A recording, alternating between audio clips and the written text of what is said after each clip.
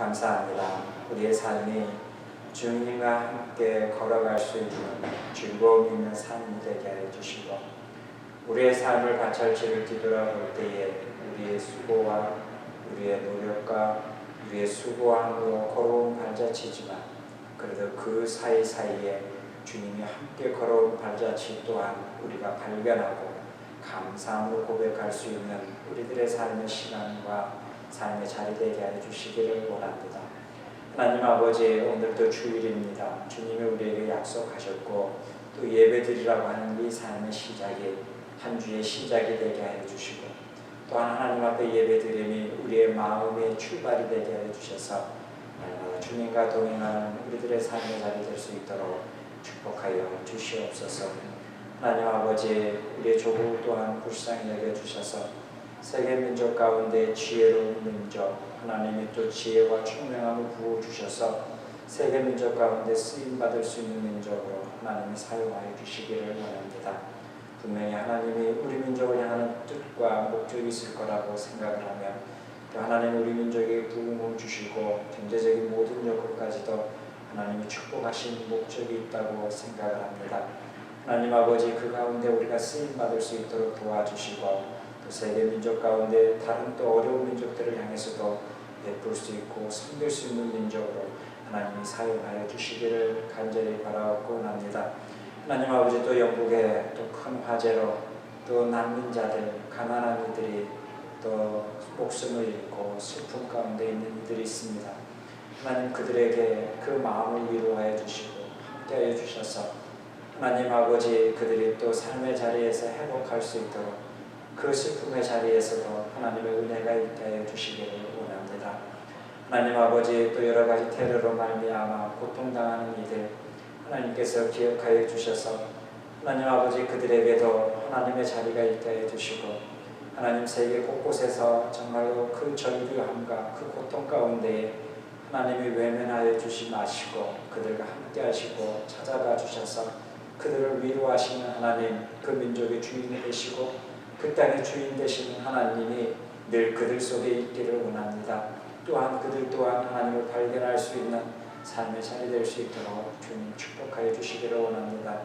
하나님 아버지, 미국을 향해서도 기도합니다. 많은 정치적으로 혼란이 있고 경제적으로도 많은 것이 어려움이 있지만 하나님 빨리 안정이 될 수 있도록 도와주시고, 이 미국 사회의 모든 정치뿐만 아니라 종교의 부분까지도 하나님 바르게 갈 수 있도록 축복하시고, 모든 국가와 모든 민족의 주인 되심을 고백할 수 있는 우리들의 그리스도인들의 삶이 될 수 있도록 주님 축복하여 주시기를 원합니다. 우리 성도들, 오늘 이 말씀 가지고 서 있습니다. 이 말씀 앞에 우리의 삶을 뒤돌아보게 해 주시고, 이 말씀 앞에 저의 삶도 뒤돌아보게 해 주셔서 우리의 삶이 세상 가운데서 헛되지 살지 아니하고 오직 주님의 말씀을 붙들고 살아갈 수 있는 이 땅에 가치 있고 의미 있는 삶이 될 수 있도록 주님 축복하여 주시옵소서. 감사합니다. 예수님의 이름으로 기도하옵나이다. 아멘. 자, 우리 성경 말씀 오늘 이제 예배소 마지막입니다. 예배소서 6장 21절과 24절입니다. 6장 21절과 24절입니다. 같이 21절부터 읽겠습니다. 사랑하는 형제이며 주님 안에서 진실된 일꾼 두비로가, 내가 지내는 형편과 내가 하고 있는 이유가 그 밖의 모든 것을 여러분에게 알릴 것이고, 우리의 사정을 알리고 또 여러분의 마음을 위로하게 하려고 나는 그를 여러분에게 보냈습니다. 아버지 하나님과 주 예수 그리스도께서 성도들에게 평화를 주시려고 믿음과 더불어 사랑을 베풀어 주시기를 빕니다. 우리 주 예수 그리스도를 변함없이 사랑하는 모든 사람에게 은혜가 있기를 빕니다. 예배소의 마지막인데요. 이 예배소는 제가 이야기했잖아요. 두란노소원이라는 단어를 많이 들었지만 이 두란노소원이 어디냐? 바로 예배소인 거죠. 우리 그것을 2년 넘게, 이제 2년 넘게라는 것은 최소한 2년 이상이라는 거죠. 우리 예배소에 머물면서 많은 이들에게 하나님의 복음을 이야기했고, 그 복음을 이야기하는 것 가운데서 예수 그리스도를 만나고 듣고 오는 사람들은 거의 다 유대인들이 아니라 이방이었다는 거예요.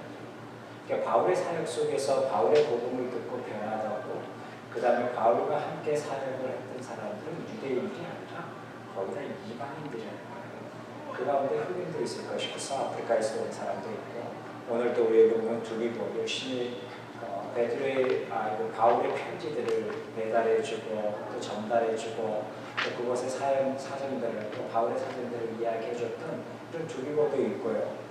그 다음에 예배소 같은 경우는 사도행전 20장에서도 나오겠지만 아주 훌륭한 평신도 지도자도 있습니다. 두리고가 아니라 그 평신도 지도자들 가운데에서는 그들 또한 이제는 예배소에 머물러 있는 게 아니라 바울과 함께 다니면서 각 서아시아의 지역들을 다니면서 오늘날 터키 지역, 안디옥 수많은 도시들을 다니면서 그들에게 복음을 전했다는 거예요. 그러니까 이 복음의 전달의 매체들을 보면요, 한번 생각을 해보십시오. 우리가 그냥 표면적인 역사 위에 있는 사람들을 보면 예수님으로부터 출발된 복음의 이야기가 예수님을 따르는 12명의 제자들, 그 다음에 120명의 문도들, 120명의 문도들은 예수님의 부활을 같이 목격했고 그 부활을 본 사람들, 그 다음에 예수님이 들림받았을 때 그것을 본 사람들, 그 다음에 다락방에 있었던 사람들이겠죠. 성령의 충만함을 받은 사람들. 이제는 이 사람들이 누구겠어요? 거의 다 어디에 머물러 있는 사람이에요? 이방인의 도시에 머물러 있는 사람이 아니라 예루살렘에 머물러 있는 사람들이었잖아요. 예수님의 제자들은 북쪽에 있는 갈릴리 지역에서 머물러 있던 사람들이었었고 그 다음에 120명의 문도라고 했을 때 모든 7, 80%는 거의 다 주거지가 어디겠어요? 거의 예루살렘 근방 아니겠어요? 그곳에 머물러 있던 사람들이었단 말이죠. 그리고 예수님이 부활하셨죠. 그러고 난 다음에 예루살렘 핍박이 나서 이들이 흩어졌는데 이 복음의 전달 매체가 1차적으로 누구예요? 유대인들이 했단 말이에요. 유대인들이 복음을 듣고 가서 어디로 가겠어요? 생각을 해보세요.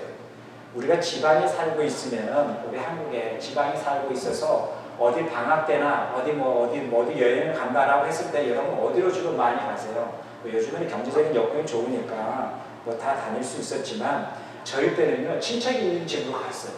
친척이 있는 동네. 그러면 서울 간다라고 했을 때 뭐예요? 친척 집에 거기에서 기거하고 숙식을 할 수 있기 때문에 꼭 서울뿐만 아니라 어떤 다른 지방도 마찬가지겠죠.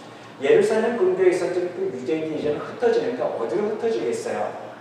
그들의 친척이 있는 집, 그것이 에베소일 수도 있고 고린도일 수도 있고 안디옥일 수도 있죠. 그곳에는 뭐예요? 몇 대째 계속적으로 바벨론 이후의 포로 때 계속적으로 그들이 머물러 있었던 디아스포라, 흩어져 있는 유대인들이 많이 살고 있는 지역이었었고 거기 멀리 가는 우리 사촌의 삼촌이 안디옥에 살고 있어. 그래 그럼 거기 가면 최소한 밥은 먹을 거야. 거기 가면 최소한 내가 뭐 아르바이트라도 할 수 있겠지. 그래서 이제 모두 그들이 핍박을 받고 어려움을 당해서 피해가는 지역은 거의 모르겠어요. 상으로 들어가겠어요? 그렇지 않단 말이죠.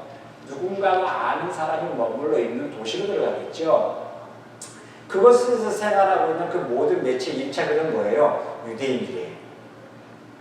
그런데요, 우리가 사도행전에서 이야기했지만 하나님께서 바울을 택하신 목적이 뭘까? 이방인들에게 복음을 전하는데 여기서 새로운 출발이 나오는 거죠. 바울의 복음을 듣고 혹은 베드로라든지 예수님의 제자들의 복음을 듣고 여기서 또 다른 개체가 생성이 됩니다. 그것은 뭐예요?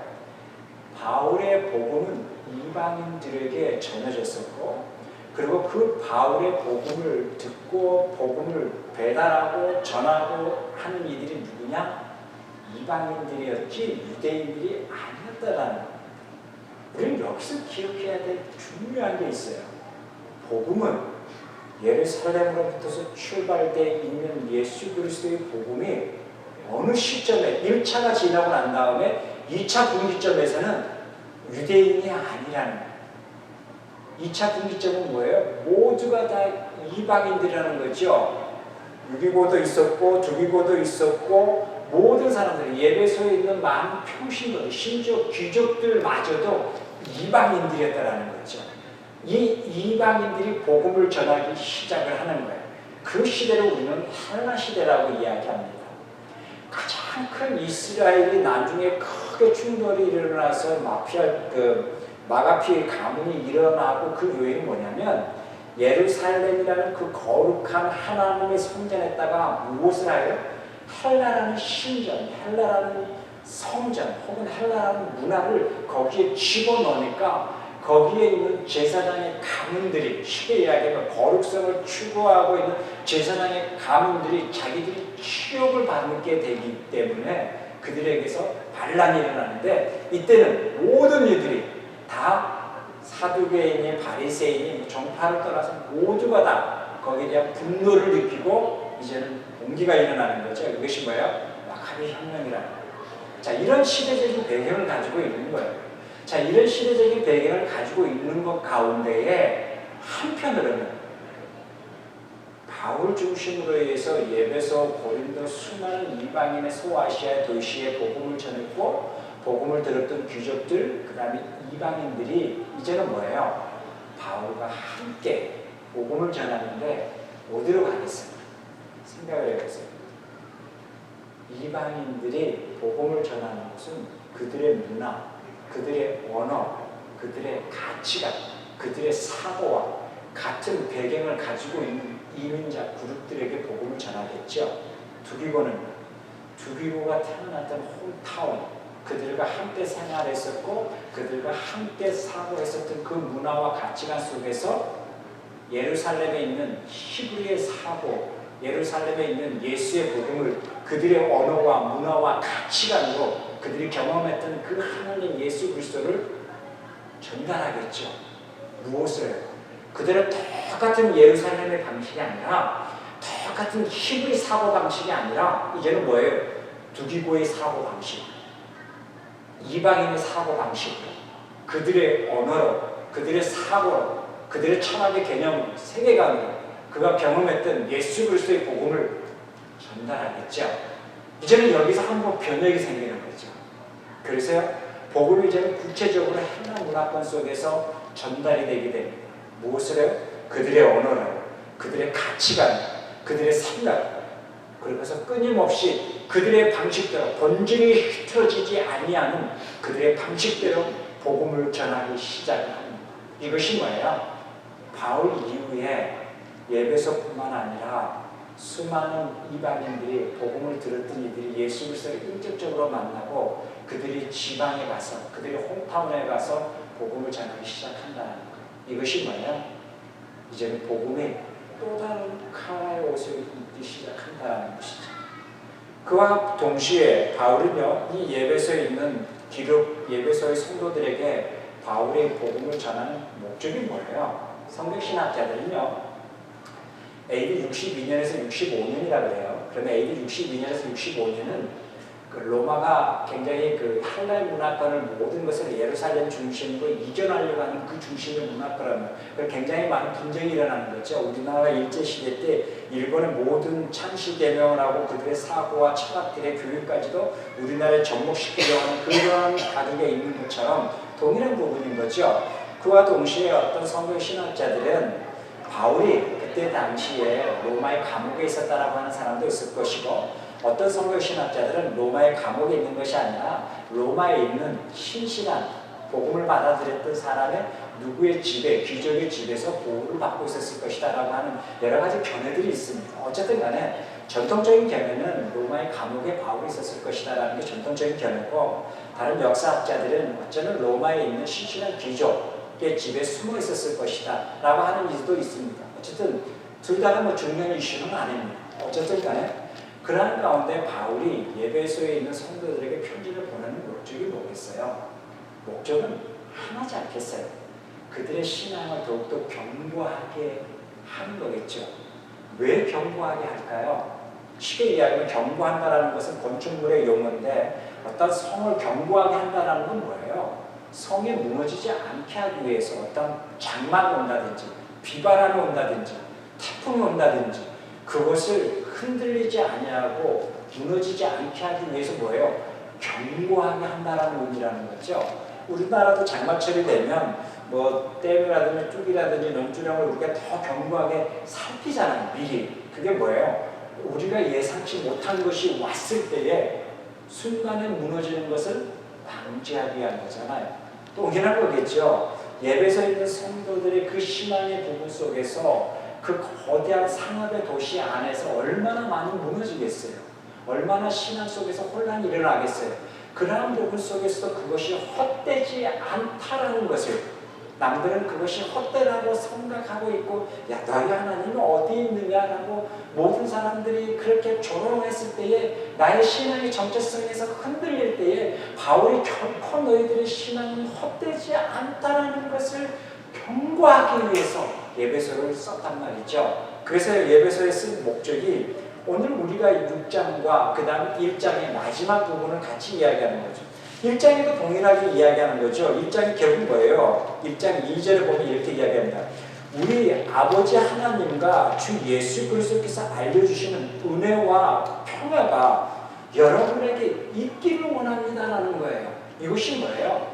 바울이 그들을 향하는 사랑의 표현이고, 바울이 그들에게 말하는 언어의 표현이고, 그리고 그들이 무엇을 알기를 원하는 거예요?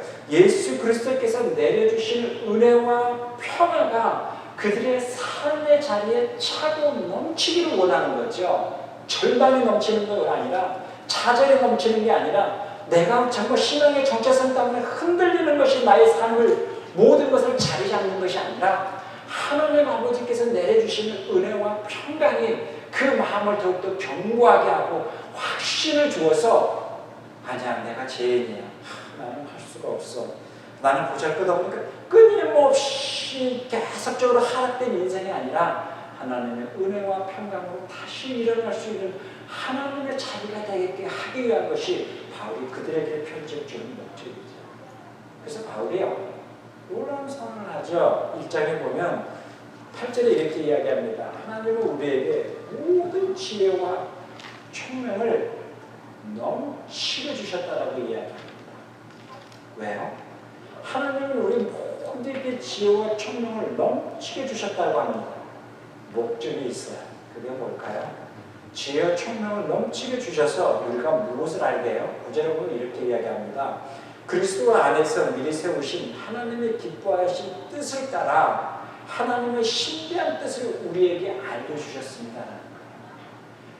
바울은요, 에베소 성도들이 그렇게 이야기하는 거죠. 너희들이 세상에서 볼 때는 보잘것없어 보이겠지.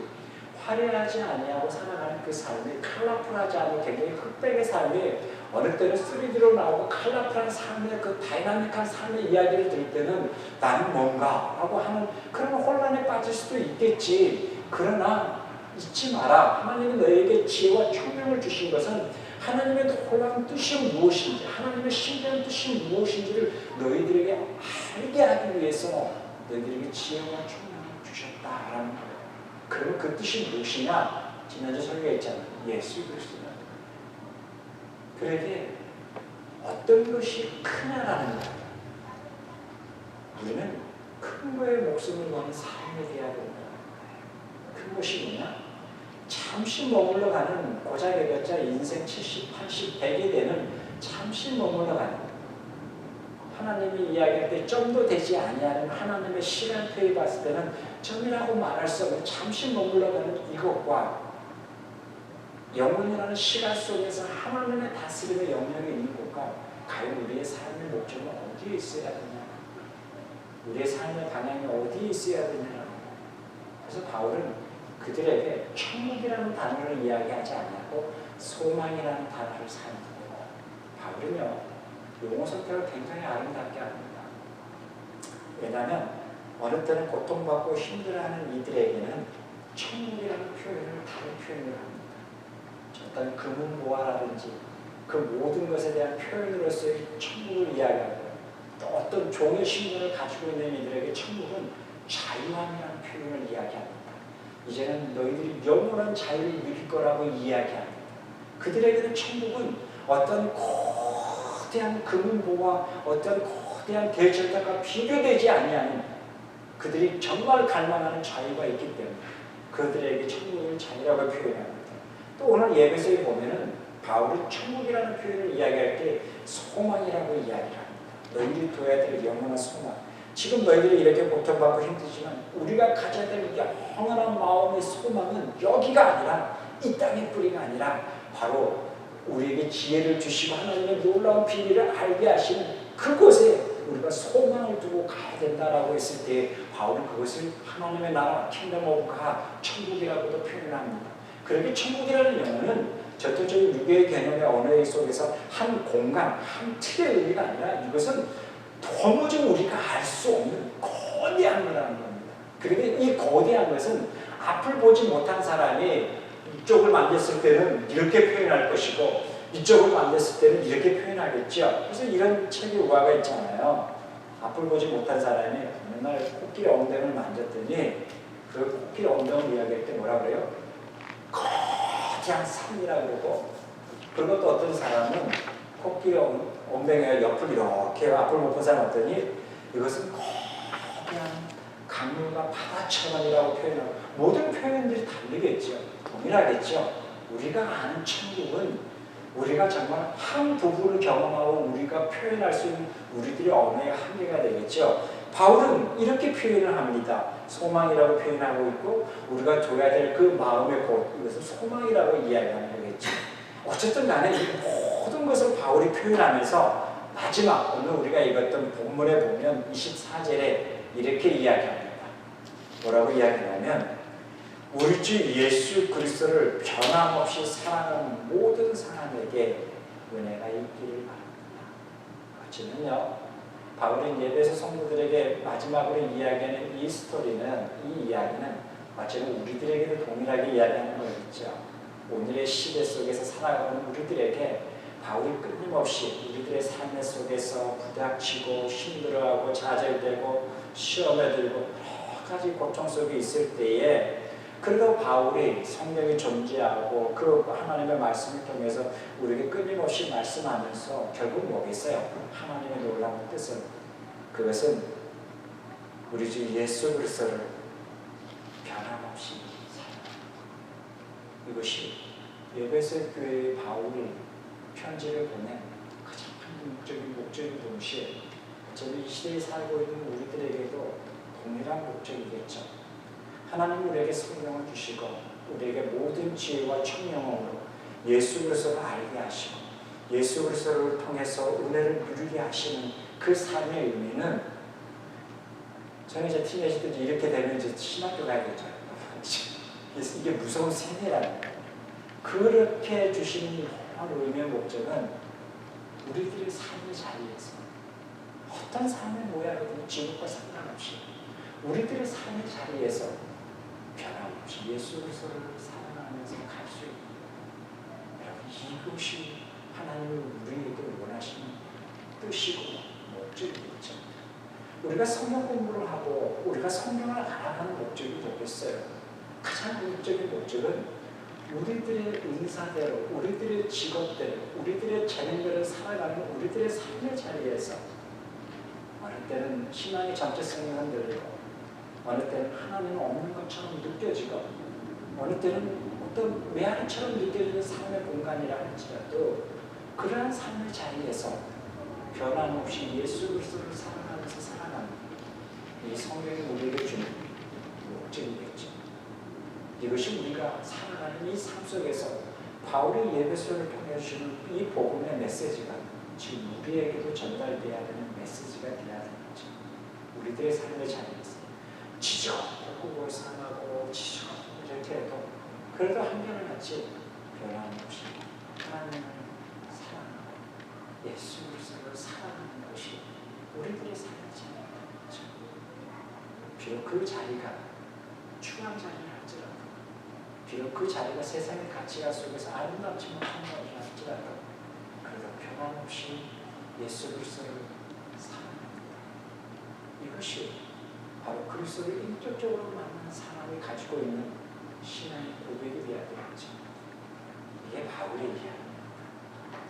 이 바울의 이 모든 서신의 편지에 보면 이 바울의 이야기는 한결같이 변함없이, 그리고 이전과 같이 혹은 이전과 다르지 않게, 또 다른 성경에서는 어제와 오늘과 이 모든 부분 속에서 예수 그리스도를 변함없이 살아가는, 이것이 뭐예요? 우리가 이 땅에서 살아가는 우리들의 신앙 삶이 되어야 한다. 그래서 바울은 끊임없이 그 성경 공부했던 그룹들에게, 그리고 복음을 경험했던 이들에게 편지를 보내는 거죠. 전신갑주를 취하라. 믿음의 방편을 가져라. 성령의 검을 가져라. 이 모든 부분의 말씀의 가장 궁극적인 밑에 흐르고 있는 길을 모르겠어요. 변함없이 예수 그리스도를 사랑하는 거죠. 이 예수 그리스도를 사랑하는 것은 높고 낮은 문제가 아니고 크기와 문제가 아니고 넓이의 문제가 아니겠죠. 그것은 그분과의 관계 속에서 이루어지는 거죠. 그래서 누가 믿음이 크냐, 누가 믿음이 적냐라고 하는 무게의 개념으로서 성령을 이해하는 것이 아니라 예수 그리스도를 사랑하는 것은 그 사랑은 이게 아닌 거죠. 그래서 우리가 많이 혼란에 빠지죠. 사랑한다면 해봐. 사랑한다면 뭐해? 성령은 이렇게 논하지 않죠. 성령은 그걸로 사랑을 논하고 있지 않죠. 사랑은 뭐죠? 우리 내면에서 흐르고 있는 물질기가 돼야 된다는 거죠. 그래서 말씀은 어디에 머물러 있으라 그래요? 가슴에, 마음에, 색이라고 하는 끊임없는 하나님 우리를 사랑하시고 또한 우리 또한 하나님을 사랑하는 것이 어디로부터 출발돼야 된다고요? 마음에, 가슴에. 그래서 구약에서부터 끊임없이 말씀은 어디에 색이라고 해요? 우리의 마음의 색이라고 하죠. 마음 판의 색이라는 거죠. 그것이 여호수아뿐만 아니라 신명기에서도 끊임없이 나오는 거죠. 말씀을 읊조리 하는 것은 뭐예요? 마음에 새겼기 때문에 읊조리 한다라는 거죠. 동일한 거죠. 예수 그리스도를 동일하게 사랑할 수 있는 것은 우리의 행위가 아니라 마음이라는 거죠. 근데 우리 자꾸는 어떤 액션이 사랑의 척도라고 생각을 합니다. 그렇지 않다는 거예요. 여러분 살다 보면 우리 인생을 살다 보면 그렇지 않아요. 너무너무 사랑하고 너무너무 그런데도 어떤 액션이 없지만 마음 한편으로는 너무나 사랑하는 부분들이 많아요. 이럴 경우 우리 인생들이 다 우리가 경험하잖아요. 예수 그리스도를 사랑한다는 것은 어떤 이가 선교지를 떠나서 아프리카에 가서 선교하기 때문에 이 사람은 예수 그리스도 사랑하고 더 크고 또 이 사람은 그냥 샌디에고 머물러 있으면서 하루 벌어서 하루 살아야 되기 때문에 이렇게 열심히 일하면서 그 마음속에 예수 그리스도를 사랑하는 것과 무게가 다를까요? 크기가 다를까요? 그렇지 않다는 거죠. 그런데 오늘날 우리의 모든 믿음의 척도에 크기의 사랑에 대한 부분은 크기, 넓이, 어떤 사이즈로 모든 것을 해버리다 보니까 예수 그리스도를 사랑한다는 이 부분이 굉장히 두렵고 조심스럽다는 거죠. 사랑은요, 크기 문제가 아니라 어떤 행위의 부분이 아니라 내 삶의 자리에서 하나님이 나에게 원하는 뜻대로 되지 않는다 할지라도 그래도 사랑한다라고 하는 이 사랑이 바울이 예배소 성도들에게 이야기하는 바로 예수 그리스도를 변함없이 사랑하는 거예요. 거대한 이방인의 신전이 그 도시의 중심에 있고 그 안에 노조에 같이 해야만 모든 산업을 같이 할 수 있고 그리고 그곳에 같이 어울려야만이 그나마 밥풀이라도 할 수 있는 그 거대한 도시 경제 문화 안에서 그리스도인으로 산다는 것은 얼마나 힘들겠습니까? 얼마나 외롭겠습니까? 누군가가 교제해주는 사람도 없고 말 곳이 없고 누군가가 내 깊은 이야기를 들어줄 수도 없고 얼마나 삶의 꿈 속에서 꼭 이렇게 믿어야 되는 것인가? 정말 하나님이 있는 것인가? 예전에는 저렇게 그냥 뜨겁게 고백해서 만난 것 같은데 지금 뒤돌아보면 정말 하나님이 있었던 것인가? 지금 뒤돌아보면 그때는 내가 힘들어서 그랬던 것 같기도 하고 이러면서 나의 신앙의 정체성이 흔들리고 있을 때 바로 동일하게 이야기하죠. 하늘의 소망으로 하는 이 땅이 그렇습니다. 하늘같이 주님만을 사랑하고 있는 그 사람, 여러분 이러한 사람들이 1세기에 그들의 믿음의 수고함, 예수 그리스도를 한결같이 사랑하니 결국은 뭐예요? 로마를 변화시킬 수 있을 것, 유럽을 변화시킬 수 있을 것, 그 복음이 아프리카를 변화시킬 수 있을 것, 그 복음은 우리를 변화시킬 수 있다는 것입니다. 이러한 역사의 발자취가 없이 어느 날 그냥 떨어지는 복음이 아니라 수많은 사람들의 그 시름과 수고함, 피를 우리가 지금 고민하고 있는 그 동일한 고민 속에서 문화와 환경만 다르시 내면이 겪는 동일한 고통 속에서 수많은 이들의 믿음의 선진들이 가지고 있었던 그들의 믿음의 변함없는 모습들이 있었기에 오늘 우리에게도 이 복음은 살아있고 꿈틀거리지 않겠습니까? 이 복음은 얼마나 아름다운지. 이 복음의 이야기는 우리의 모든 삶의 자리가 지쳐있을 때도 나의 가장 기쁨을 줄 수 있고 힘을 될 수 있고 어떠한 것으로 표현할 수 없는 나의 사랑이 될 수 있는 게 예수 그리스도입니다. 여러분, 이 예수 그리스도가 우리의 삶의 자리에 서로 부부간에도 이해 못하는 이 관계에서도 주님은 아시겠지요라고 하는 그 깊은 내면 속에서 변함없는 믿음, 변함없는 사랑, 이것이 우리가 살아가는 그 발자취 위에 그 다음 세대가 또 복음의 씨앗이 가겠죠. 또 그 다음의 세대가 변함없이 살아갔을 때에 복음이 또 그렇게 가겠죠. 복음이 이렇게 가는 거예요. 갑자기 십자가에 일어나가지고 그냥 무력으로 힘으로 수많은 타종들을 막 죽이면서 가는 것이 복음이 아니라 우리의 삶의 자리에서 변함없이 살아가면서 갔을 때 이 복음이 그 위에 또 다른 씨앗이나 또 다른 일사도 또 다른 열매가 우리들의 삶의 자리에서 가는지 이것이 뭐예요? 예배소에도 주는 복음의 메리스입니다.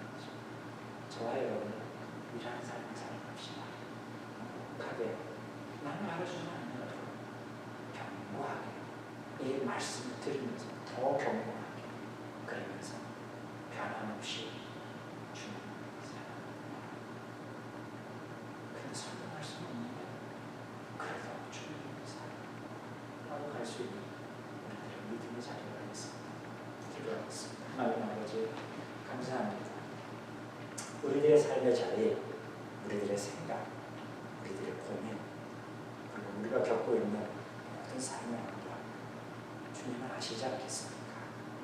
그 모든 삶의 자리와 환경 속에서 그래도 변함없이 우리가 고백할 수 있는 것은 주님 사랑합니다 라고 고백할 수 있는 우리들의 믿음의 자리 되게 하여 주십시오.